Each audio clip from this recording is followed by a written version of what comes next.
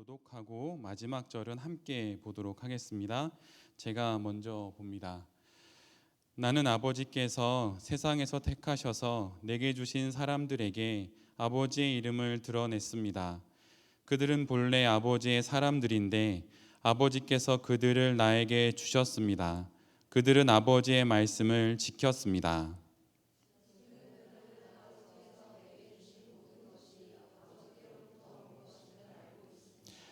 나는 아버지께서 내게 주신 말씀을 그들에게 주었습니다.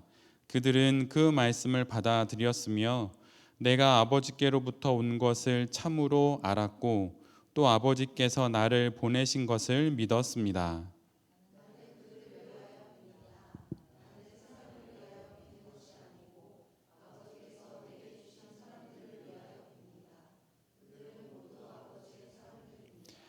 나의 것은 모두 아버지의 것이고 아버지의 것은 모두 나의 것입니다. 나는 그들로 말미암아 영광을 받았습니다.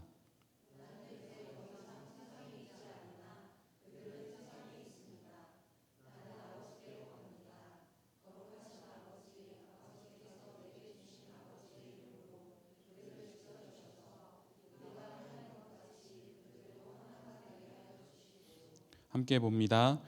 내가 그들과 함께 지내는 동안은 아버지께서 내게 주신 아버지의 이름으로 그들을 지키고 보호하였습니다. 그러므로 그들 가운데서는 한 사람도 잃지 않았습니다. 다만 멸망의 자식만 잃은 것은 성경 말씀을 이루기 위함이었습니다. 아멘.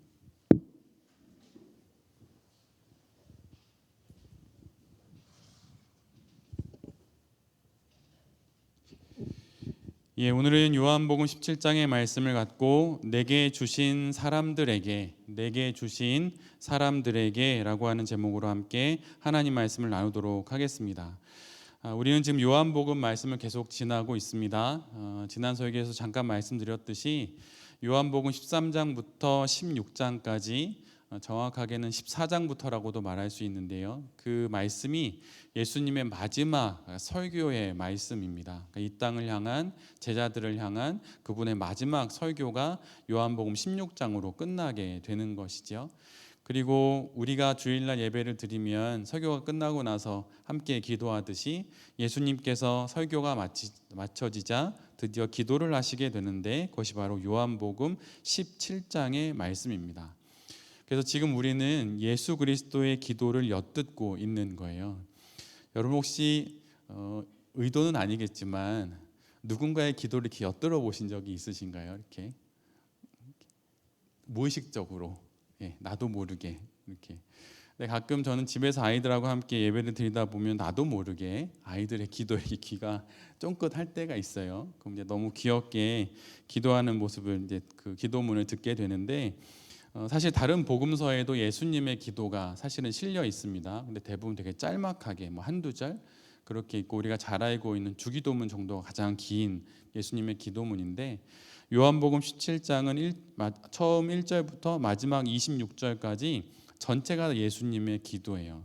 만약에 사도 요한이 예수님의 이 기도를 기록하지 않았다면 우리는 예수님의 기도를 들어볼 기회가 없었을 것입니다. 그래서 얼마나 사도 요한이 고마운지 그런 생각을 이 말씀을 대할 때마다 하게 돼요. 여러분은 한 사람의 영혼이 아주 순전할 때가 언제라고 생각하시나요? 잠깐 한번 생각해 보시겠어요? 한 사람의 영혼이 완전히 순전할 때 그때가 언제일까? 근데 보통 믿음의 선인들이 이야기하기를 이렇게 두 가지를 이야기해요. 하나는 어떤 포장도 가식도 없는 그 완전히 순전한 그 순간이 죽음을 맞이할 때 그렇게 된다라고 하는 거예요. 죽음 앞에 서게 될 때 생명의 그 태양이 서산을 넘어갈 때 그때 모든 사람들은 어느 가식과 어느 포장도 없이 매우 순전하다는 것이죠. 그래서 그의 모습이 여지없이 다 드러난다고 하는 거예요. 그리고 또 하나, 한 영혼이 가장 순전할 때는 바로 하나님 앞에 설 때, 즉 기도할 때라고 하는 것입니다. 진심으로 기도하는 순간 그 영혼은 가장 순전하고 가장 정직한 그런 영혼이 된다고 하는 것이죠. 우리가 따르고 우리가 믿는 우리 예수 그리스도는 모든 순간 순전하셨습니다. 그러나 그분의 내밀한 마음을 알 수 있는 순간이 바로 주님의 은혜 가운데 우리 앞에 요한복음 17장의 말씀으로 우리에게 다가와 있어요. 요한복음 17장은 지난주에 우리가 함께 본 1절부터 5절까지의 말씀이 기도문이 예수님 자신을 위한 기도입니다. 그리고 6절부터 19절까지 가장 많은 부분이 제자들을 위한 중보의 기도예요. 그리고 맨 마지막 20절부터 26절까지가 예수 그리스도를 믿는 신자들을 위한 기도문이 뒤에 나옵니다. 그래서 오늘 우리는 그 제자들을 위한 기도의 그 첫 단락을 함께 하나님의 은혜 가운데 맡고 있지요. 예수님의 기도는 이렇게 시작이 됩니다. 나는 아버지께서 세상에서 택하셔서 내게 주신 사람들에게, 이렇게 시작이 돼요. 예수님께서 중보기도 하시는 제자들의 정체성을 가장 먼저 말씀하시죠. 제자들의 정체성이 무엇입니까? 하나님께서 택하신 사람들이에요. 하나님께서 택하셔서 하나님께서 예수님께 주신 사람들, 바로 그 사람들이 바로 제자들이라고 하는 것입니다. 하나님은 우리에게 사람을 맡기시지 사역을 맡기시지 않으세요. 어떤 업적이나 실적이 아니라 한 생명과 한 영혼을 맡기십니다. 어떤 사역이 우리에게 있는 게 아니에요. 어떤 사명이 우리에게 있는 게 아니에요. 우리에게는 하나님께서 이 땅에서 택하셔서 나에게 맡겨주신 그 사람이 나에게 있는 것입니다. 20세기의 위대한 영성가인 토마스 머튼이라는 사람이 있어요. 저도 사실 이 사람처럼 살고 싶은 마음이 있었어요, 예전에. 근데 그는 왜 제가 이 사람을 닮고 싶었냐면, 이 사람은 정말 깊은 기도를 하고 싶었던 사람이에요. 저도 정말 깊은 기도를 하고 싶은 사람입니다. 깊은 기도의 세계를 가보고 싶다 이런 게 아니고, 하나님을 그렇게 깊게 만나고 싶은 마음이 저에게 있어요. 근데 저는 개신교 목회자니까 그런 형편이나 조건들이 많지 않은데, 토마스 머튼은 그렇지 않았기에 그는 깊은 하나님과의 만남을 위해서 이 세상을 버립니다. 그리고 봉쇄 수도원인 트라피스트 수도원에 들어가요. 그리고 정말 깊은 침묵을 사모하는 그 사람이 살 수 있는 그 좋은 조건이 그곳에서 그에게 주어집니다. 그래서 그는 날마다 홀로 하나님 앞에 깊은 기도를 해요. 근데 믿음의 선인들의 책들을 읽어보면 이런 사람들이 종종 있어요. 그들을 가리켜서 운수자라고 합니다. 운수저를 든 사람 뭐 이런 게 아니고 운든 수도자의 줄임말이에요. 운수자. 그래서 노리치의 줄리안이라고 하는 여인이 있어요. 근데 여러분 그 사람이 사람 이름 같죠? 근데 그게 아니에요. 노리치라고 하는 지역에 줄리안이라는 이름의 교회거든요. 근데 그 교회에 한 여인이 있었는데 그 여인이 운수자로 살았어요. 노리치라고 하는 지역에 줄리안 교회에 출석하는 한 여인이에요. 우리 교회로 치면 테헤란노의 돌베개, 그것이 어떤 한 사람의 이름이 된 거예요. 근데 그 노리치의 줄리안이 교회 안에 한 방을 마치 수도원처럼 교회에서 허락해줘서 가져서 거기에서 오직 기도함으로 하나님을 만나게 됩니다. 근데 중세에는 그렇게 하나님을 깊이 만나고 싶은 그 열망으로 세상의 모든 것들을 끊고 그렇게 기도의 자리로 나아갔던 사람들이 있었어요. 근데 20세기 토마스 머튼은 그러한 바람을 갖기 위해 봉쇄수도원 들어가면 못 나오는 데입니다. 거기에 들어갔어요. 그래서 날마다 하나님께 깊은 기도를 할 수 있는 거예요. 그런데 그러던 어느 날 수도원 원장이 토마스 머튼을 부릅니다. 그리고 그에게 한 가지 일을 맡겨요. 그것은 새로 이 봉쇄수도원에 들어오는 수사들을 일일이 만나서 그들과 대화를 나누고 그들을 돌보라고 하는 그러한 일을 부여받게 돼요. 그런데 이것은 그가 수도원에 입회한 이유, 그 사명과 너무 거리가 먼 것이었어요. 그래서 그는 탐탁지가 않았습니다. 정확히 말하면 싫었어요. 내가 이것 때문에 내가 수도원에 들어온 것이 아닌데, 내가 수사가 된 게 아닌데 왜 나에게 이걸 시키냐, 이렇게 매우 분하고 화가 났죠. 그런데 토마스 머튼은 어쩔 수 없이 그 결정을 따라했습니다. 왜냐하면 모든 수도원의 가장 첫 번째 규칙은 공동체의 결정에 순명하는 것이기 때문이었어요. 순명이라고 하는 건 달리 말하면 내 머리에 기름이 부어졌을 때 그 기름이 흘러내려가는 방향으로 내가 걸어가겠다는 게 그 순명이에요. 근데 모든 수도원의 제일 원칙은 공동체의 결정, 달리 말하면 수도 원장의 그 장상이라고 하는데 장상의 결정에 순명하는 거예요. 그래서 봉쇄 수도원을 나가지 않는 이상엔 그걸 따라야 하는 거죠. 토마스 머튼은 그래서 하고 싶지 않은, 하나님이 아닌 사람들을 만나는 일을 날마다 하게 돼요. 여러분, 하고 싶지 않은 일을 해보신 적 있습니까? 얼마나 해보셨나요? 엄청 괴롭죠. 우리 가운데 다 있을 겁니다. 근데 토마스 머튼이 날마다 그걸 해야 되는 거예요. 날마다. 사람들하고 이야기를 나누니까 얼마나 또 많이 듣고 또 얘기해주고 얼마나 힘들겠어요. 그런데 그러던 어느 날 그가 다음과 같은 글을 일기에 남깁니다. 잘 들어보세요. 짧은 한 문장인데, 내가 건너가야 할 새로운 사막이 생겼습니다. 그것은 연민입니다.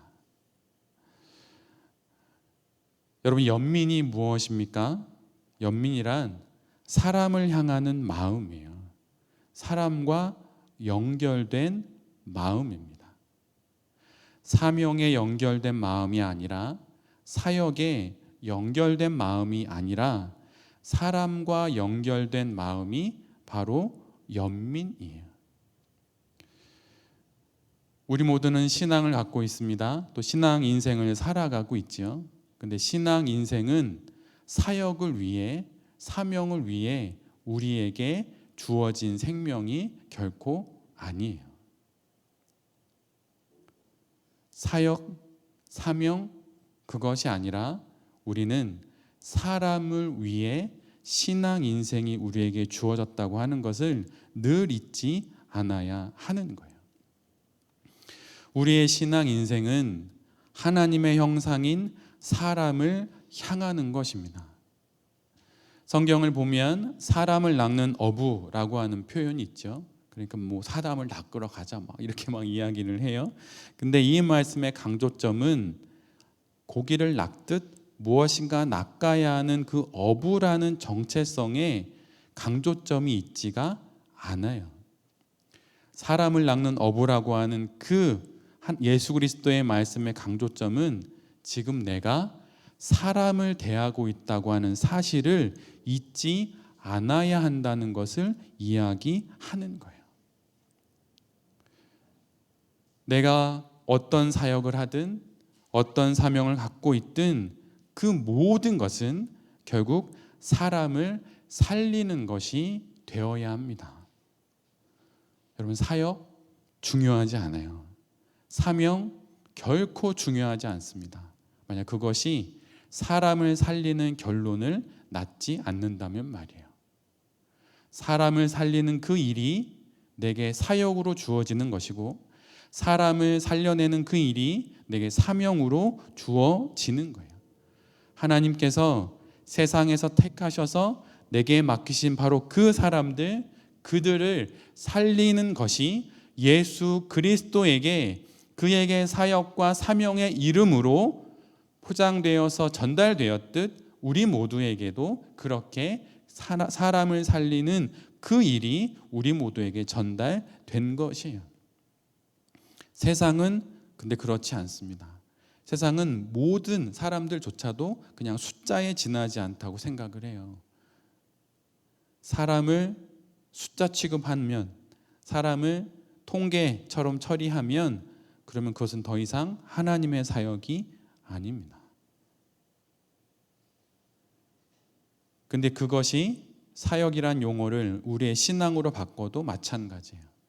만약 내가 신앙생활을 하면서 나의 신앙생활을 통하여서 점점점 뚜렷해지는 것이 신앙 인생을 사는 내 주변에 있었던 사람들이 살아나는 것이라면 내가 신앙생활을 잘 하고 있는 거예요. 하나님께서 주신 사람들을 잘 대해야 합니다. 우린 각자 다를 수도 있어요. 어린 자녀가 내게 하나님께서 택하여 내게 주신 사람일 수 있죠. 자녀를 잘 대하는 건 정말 어려운 일입니다. 한번 자면 한 8시간씩 푹 자면 좋겠는데 2시간씩 일어나서 막 쭈쭈 달라고 막 그러면 그것도 하루 이틀이지 몇 개월 막 이제 좀 애가 잘 자나 싶으면 이제 막 돌아다니고 막 힘도 세져서 너무 힘들어요. 그런데 하나님께서 이 세상의 모든 생명 가운데 특별히 택하셔서 내게 주신 그 생명이 하늘이인 거죠. 그게 사역이고 사명이에요. 또한 가족일 수도 있습니다. 나랑 너무 의견이 다른, 때론 나에게 상처를 주었던, 상처를 줘놓건 상처를 줬다고 생각도 안 하는 그러한 가족들이 하나님이 택하셔서 내게 주신, 근데 정말 받고 싶지 않은, 그러나 이미 내 손에 주어진 가족일 수도 있는 것이죠. 그런 사명일 수도 있는 거예요. 또한 교회의 지체들일 수도 있어요. 어떻게 우리가 다 서로 잘 맞겠습니까? 다 다를 수 있죠. 그런데 하나님께서 나를 위해 이 나머지 모든 지체들을 택하셔서 내게 주신, 오늘 본문의 제목처럼 내게 주신 사람들이라고 하는 것을 우리 모두가 영혼의 눈으로 볼 수 있어야 하는 거예요. 직장에서도 마찬가지입니다. 나랑 잘 맞지 않는 사람들 막 너무 힘들죠. 요즘 MZ세대 막. 그런데 그들 앞에서 하나님 앞에 다시 한번 기도하고 꿀꺽 마음을 삼키고 그들이 하나님께서 주셨다고 말해야만 하는, 그리고 내가 받아야 하는 사람들이라는 것을 알 때 우리가 그곳에서 신앙 인생을 온전히 살아갈 수 있게 되는 거예요. 그리고 그럴 때 감사하게도 우리도 참다운 내 자신이 되어 갑니다. 여러분 주변에서 여러 사람들을 지금껏 신앙 여정에서 보셨을 텐데 사역을 하면서 자신을 잃어가는 사람을 본 적이 있으십니까? 한번 마음속으로 생각해 보세요. 근데 반면에 사역을 하면서 자신을 잃어가는 사람이 있고 사역을 하면서 자신을 찾아가는 사람이 있어요. 신앙 인생을 살아가면서 자신을 잃어가는 성도가 있고 신앙 인생을 살아가면서 자신을 찾아가는 성도가 있습니다. 여러분은 어떠신가요? 신앙 인생을 걸어가면서 여러분의 진짜 모습을 찾아가십니까? 아니면 하면 할수록 원래 나는 저기 있는데 원래 내가 아닌 또 다른 모습으로 자꾸 내가 빚어지는 것을 보고 있나요?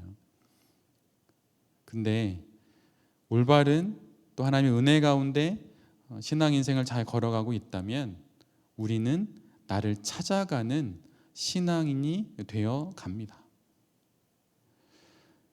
하나님께서 내게 주신, 내게 맡기신 사람들을 잘 대할 때, 그리고 나 또한 참된 나를 찾아가고 또 내가 잘 세워지는 것을 경험하게 되는 것이죠.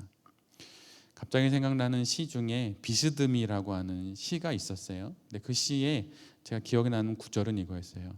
사람은 원래 다 그래. 서로가 서로에게 기대어 살아가는 존재야. 이렇게 이야기를 하더라고요. 비스듬히 누군가에게 기대어 사람이 된다는 거예요. 하나님께서 내게 주신 그 사람들과 함께 신앙생활 해 나갈 때 가족들도 될 수 있어요. 자녀들도 될 수 있고 교회만을 말하는 것은 전혀 아닙니다. 내게 주신 신앙 인생에서 내게 주신 허락해 주신 사람들과 함께 비스듬히 기대어 살아갈 때 내가 그를 세워주기도 하고 또한 내가 그로 인해서 세워지면서 우리가 온전한 신앙인이 되어간다고 하는 것이죠. 여러분 서로에게 어깨를 내어주셔서 믿음이 기대십시오. 힘들다고 말해도 괜찮은 거예요. 교회에선 그래도 돼요. 그러라고 교회가 있는 거예요. 서로에게 기대는 것이 아니라 우리 주 예수 그리스도의 십자가를 보고 그 십자가를 향해 내가 기울어질 때 반대편에서 그 십자가를 향해 기울어진 또 다른 영혼이 있어서 우리가 바로 세워지게 되는 것입니다. 그래서 성경에 둘이 힘을 합치면 세 겹줄이 된다는 그 신비한 하나님의 말씀이 있는 거예요. 둘이 합치면 두 겹줄이 돼야 되는데 둘이 합쳐서 세 겹줄이 되는 이유가 무엇인가요? 내가 기울어지고 그가 나에게 기댈 때 그 안에 예수 그리스도가 계시기에 성령 하나님이 계시기에 우리 모두가 세 겹줄로 잘 설 수 있게 되는 것입니다. 내게 주신 사람들 그리고 그들을 잘 대함으로 나도 더 잘 세워져 가는 그런 우리 모두가 되기를 간절히 바랍니다. 그런데 이렇게 예수님께서 고백하신 이후에 하나님께서 주신 하나님의 사람들에게 예수님이 행하시는 세 가지 일을 오늘 본문은 순서대로 기록하고 있어요. 근데 그 첫 번째 일은 무엇이냐면 바로 이것이에요. 예수님의 기도의 한 구절입니다. 내게 주신 사람들에게 아버지의 이름을 드러냈습니다. 이것이 예수님이 하신 첫 번째 일이에요. 예수님께서는 자신에게 맡기신 하나님의 사람들에게 당신의 이름을 드러내지 않으셨습니다. 그들에게 하나님의 이름을 드러내셨어요. 예수님은 당신은 조연이라고, 그리고 하나님은 당신이 주연이라고 이렇게 예수님은 고백을 하셨어요.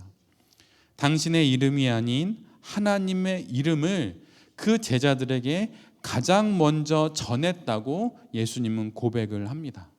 근데 이 고백은 신약 성경에 나오는 어느 한 인물의 고백과도 너무나도 닮아 있어요. 바로 그는 세례 요한이에요. 세례 요한이 이렇게 예수님을 보며 이렇게 말합니다. 그는 흥하여야 하겠고 나는 쇠하여야 하리라. 달리 말하면 그의 이름은 더 뚜렷이 사람들이 기억해야 할 것이고 나의 이름은 모두들 잊어버려야 할 것이다 라고 세례 요한은 고백합니다. 우리 모두는 성도입니다. 성도는 모두 다 하나님의 사람이에요. 어느 교회의 성도이기 이전에, 어느 한 목회자의 목양을 받는 성도이기 이전에 하나님의 사람입니다. 여러분, 이것이 제일 중요해요. 여러분은 돌베개 교회의 교인이기 이전에 돌베개 교회의 하나님의 사람들이에요. 돌베개 교회에 계신 그 하나님의 사람들이 바로 여러분입니다. 돌베개 교회의 교인은 그 다음의 정체성이에요. 여러분은 돌베개 교회에서 목양하고 계신 이 교회의 담임 목사님이신 하나님의 사람들이에요. 그것을 잊지 않아야 합니다. 또한 목회자 역시 성도들의 신앙 인생의 여정 중에 잠깐 동행하고 있음을 잊지 않아야 해요. 저 역시 돌베개 교회로 부름받은 것이 아닙니다. 돌베개 교회에 하나님께로 부름을 받은 거예요. 교회가 아닙니다. 그 교회를 인도하시는 하나님께로 우리 모두는 부름을 받은 거예요. 어떤 형체가 있는 교회나 어떤 사명 이런 게 아니라 인격으로 우리는 부름을 받았어요. 바로 하나님께로 부름을 받은 것입니다. 그러기에 우리 모두는 돌베개 교회 안에서 오직 한 분 하나님의 이름을 듣는 사람들이 되어야 하는 거예요. 왜냐하면 하나님은 교회 안에서 당신의 이름만을 드러내시기 때문입니다. 어느 교회를 갔더니 그 교회 큰 교회였어요. 근데 그 큰 교회 건물 밖에 무슨 교회 이렇게 적혀 있는데 그 교회 이름 옆에 담임 목사 누구 이것이 큰 교회 건물에 교회라는 이름 옆에 떡하니 붙어 있더라고요. 처음 봤어요, 제가. 그러면 안 되는 거예요. 교회 안에서 들려져야 하는 이름은 누구의 이름입니까? 그리고 누구의 이름을 우리가 들어야 하나요? 누구의 이름을 우리의 영혼의 가슴에 새겨야 합니까? 그것은 하나님의 이름이에요. 그래서 예수 그리스도께서 가장 먼저 제자들에게 하나님의 이름을 드러내셨다고 이야기를 합니다. 당신의 이름이 아니라 하나님의 이름을 드러내셨다고 예수님은 고백을 하고 있어요. 교회에 와서 여러분이 들어야 하고 여러분이 가장 크게 여러분의 영혼을 향해 외쳐야 하는 소리는 하나님의 이름입니다. 그 이름을 들어야 해요. 그 이름을 듣지 않으면 여러분 다른 모든 것은 아무것도 아니에요. 1번이 없으면 2, 3, 4번은 아무것도 아닌 것이에요.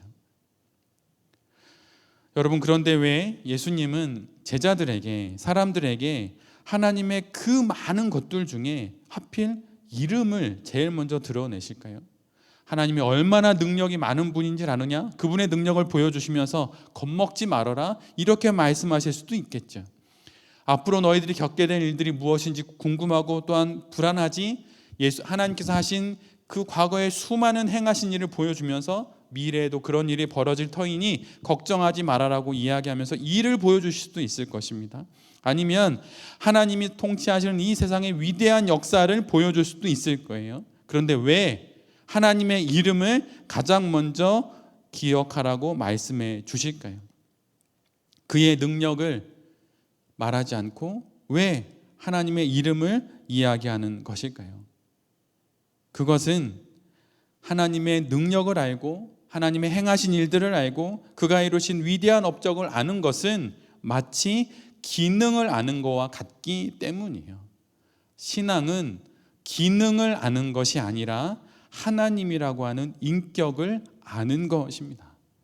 그 인격을 알 때, 그분을 만날 때 비로소 내가 어떤 사연을 만나든 어떤 사건을 경험하게 되든 그 인격이신 하나님과 함께 그 일을 지나가게 되는 거예요. 하나님의 능력을 사용하는 방법, 그분이 행하신 일이 오늘 나에게도 다시 일어나는 방법, 그런 것을 아는 것이 아닙니다. 그런 것이 없지는 않지만 가장 먼저 알아야 하는 건 주 예수 그리스도의 이름을 부르고 하나님의 이름을 불러야 하는 거예요. 그의 이름을 불러 그의 인격과 우리가 만나야 하는 것입니다. 광야로 도망친 도망자인 모세를 하나님께서 다시 부르세요. 도망갔어요. 근데 그를 출애굽의 명령을 수행할 사람으로 다시 부릅니다. 그런데 그가 하나님께 했던 질문이 무엇인가요? 출애굽기 3장 13절로 14절에 있는 말씀이에요. 모세가 하나님께 아뢰되 내가 이스라엘 자손에게 가서 이르기를 너희의 조상의 하나님이 나를 너희에게 보내셨다 하면 그들이 내게 묻기를 그의 이름이 무엇이냐? 그의 이름이 무엇이냐 하리니 내가 무엇이라고 그들에게 말하겠습니까? 이렇게 묻게 됩니다. 그러자 하나님이 우리 모두가 잘 알고 있듯이 나는 스스로 있는 자다라고 그에게 당신의 이름을 알려주게 되지요. 모세가 하나님께 물은 것이 무엇입니까? 바로 그분의 이름이에요. 그분의 이름을 알게 되면, 그 이름을 부르게 되면 바로 그 이름을 통하여서 지난주에 말씀드렸듯 그분의 본질과 그분이 행하실 모든 능력들이 그분의 이름을 부를 때 우리의 삶 가운데 구현이 되는 것입니다. 그래서 예수 그리스도로 인해 드러난 하나님의 이름을 우리가 듣고 부를 때 우리는 하나님의 모든 것을 만나게 되는 거예요. 오늘 본문 11절과 12절에서 예수님은 제자들을 하나 되게 한다고 말합니다. 오늘 혜미 자매님이 기도해 주신 것처럼 우리를 하나 되게 하는 것이 우리에게 필요한데 예수님이 제자들이 하나 되어야 한다고 말씀하세요. 그러면서 예수님은 제자들을 지키시기도 하시고 보호하시는 그것이 있다고 말하는데 그것이 바로 아버지의 이름이에요. 그 부분을 읽어드리면 다음과 같습니다. 거룩하신 아버지, 아버지께서 내게 주신 아버지의 이름으로 그들을 지켜주십시오. 아버지의 이름으로 우리는 지켜지는 것입니다. 그리고 이렇게 덧붙여서 기도하십니다.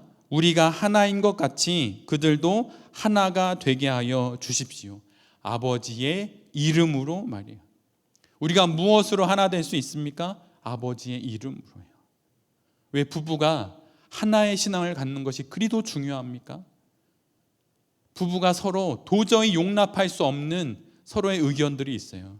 근데 그때 그 둘이 아무리 서로 의견이 상충한다 하더라도 그 둘이 동일하게 고개를 숙이게 되는 그 한 분이 있으면 어떤 의견 충돌 가운데도 그 앞에 고개 숙이며 그 문제를 넘어설 수 있게 되는 거예요. 그것으로 하나가 되는 것입니다. 바로 아버지의 이름으로 말이죠. 그리고 예수님은 뒤이어 이렇게 말씀하십니다. 내가 그들과 함께 지내는 동안은 아버지께서 내게 주신 아버지의 이름으로 그들을 지키고 보호하였습니다. 이렇게 말해요. 우리는 오직 아버지의 이름으로 지켜지고 아버지의 이름으로 보호받는 것입니다. 그래서 아버지의 이름을 우리가 부르는 거예요. 우리가 그렇게 아버지의 이름을 부를 때, 하나님의 이름을 부를 때 주님께서 우리를 의로운 길로 인도하시게 됩니다. 시편 23편은 우리 모두가 잘 알고 있는 하나님의 말씀입니다. 여호와는 나의 목자시니 내게 부족함이 없으리로다. 그가 나를 푸른 풀밭에 누이시며 쉴 만한 물가로 인도하시는도다. 그 다음 구절이 다음과 같아요. 내 영혼을 소생시키시고 자기 이름을 위하여 의의 길로 인도하시는도다. 하나님께서 우리를 의로운 길로, 우리를 그 평안의 길로 인도하시는 그 이유는 바로 그분의 이름 때문이에요. 그러기에 우리가 주의 이름을 부를 때, 우리가 주님의 이름을 부르고 하나님의 이름을 부를 때 우리가 바로 의로운 길로, 바로 바른 길로, 그 샬롬의 길로 우리가 인도받게 되는 것입니다. 오늘 예수님은 당신의 마지막 기도의 자리에서 아버지의 이름을 지난주 말씀처럼 가장 먼저 불러요. 그리고 아버지의 이름을 가장 많이 부릅니다. 그리고 그 아버지의 이름을 제자들에게 가장 먼저 가르치고 있어요. 우리 역시 마찬가지입니다. 우리가 어떤 일을 만나든 어떤 사연을 만나든 그 모든 일들 앞에서 우리가 가장 먼저 불러야 하는 이름은 바로 여호와 하나님의 이름이에요. 그 이름을 부를 때 분명 하나님께서 우리를 인도하십니다. 그 은혜의 경험을 하게 되는 우리 모두가 되기를 간절히 바라요. 때론 저도 기도를 하다가 기도가 막힐 때가 있죠. 근데 그 막힌 그 기도의 답답한 순간이 너무 오래 길어질 때가 있어요. 기도의 자리에 가기도 싫고 입을 열어 기도하기도 싫어요. 정말 그 머튼의 그 마음의 감정처럼 싫어요. 그냥 하기가 싫은 거예요. 근데 어쩔 수 없이 그 기도의 자리에서 다시 기도하게 될 때 그때 제 입을 열어서 가장 먼저 부르게 되는 건 하나님의 이름이에요. 주님, 이렇게 주의 이름을 부를 때 저의 영혼의 장벽이 와르르 무너지는 것을 경험하게 됩니다. 우리의 모든 시련 가운데, 고난 가운데, 신앙 인생 가운데 가장 먼저 불러야 하고 가장 마지막까지 불러야 하고 또 누군가에게 들려줘야 하는 그 첫 번째 이름은 바로 여호와 하나님이에요. 우리가 그렇게 부를 때 하나님께서 자기의 이름을 위하여 우리를 의의 길로 인도해 주실 것입니다. 그 믿음을 갖고 우리에게 주신 한번 그러게 마지막인 이 인생을, 그리고 그 인생 가운데 신앙을 할 수 있는 이 신앙 인생을 여호와 하나님의 이름을 부르면서 끝까지 잘 완주하는 여긴 우리 모두와 또 말씀을 전하는 제 자신이 될 수 있기를 간절히 기도드립니다. 아멘.